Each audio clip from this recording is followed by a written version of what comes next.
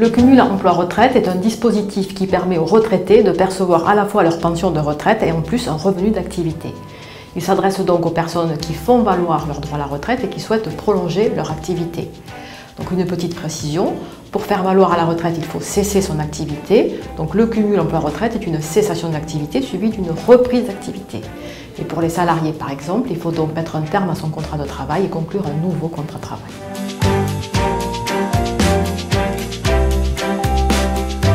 Il existe deux grands types de cumul emploi-retraite, le cumul qu'on appelle libre ou déplafonné et le cumul plafonné.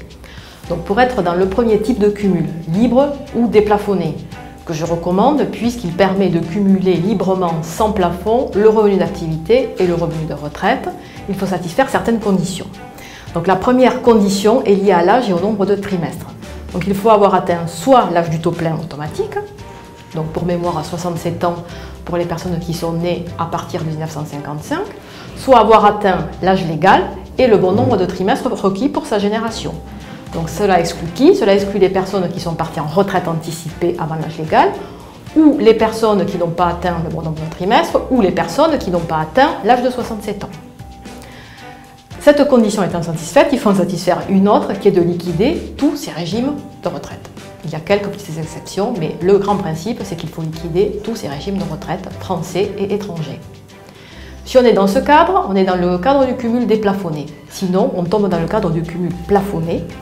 Et là, il y a un plafond de ressources qui est plafonné à un certain montant selon le régime de retraite auquel on appartient. Et donc, il faut veiller à ce que le revenu d'activité et le revenu de retraite ne dépassent pas ce plafond.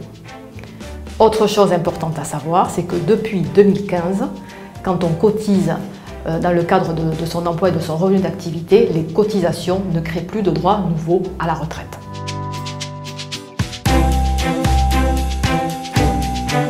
Mon conseil pour les personnes qui souhaitent prolonger leur activité au-delà de l'âge légal. Donc soit ils cumulent emploi et retraite, c'est ce qu'on vient de voir. Avantage, on a deux sources de revenus, la retraite et le revenu d'activité, mais on n'améliore pas sa retraite future puisque les cotisations ne sont plus productives de droits. On a un autre choix, c'est de ne pas faire valoir ses droits à la retraite, de continuer à travailler. Donc là, les cotisations sont utiles et créent des droits nouveaux. Dans les régimes de base, on acquiert des droits de surcote, qui est une majoration de 1,25% par trimestre cotisé au-delà de l'âge légal et au-delà du nombre de trimestres requis pour le taux plein.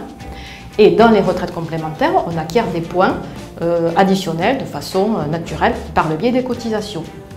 Donc on a deux stratégies. Soit on souhaite optimiser les revenus présents et là on choisit le cumul emploi-retraite. Soit on souhaite optimiser les revenus futurs et on choisit la prolongation d'activité sans faire valoir ses droits à la retraite.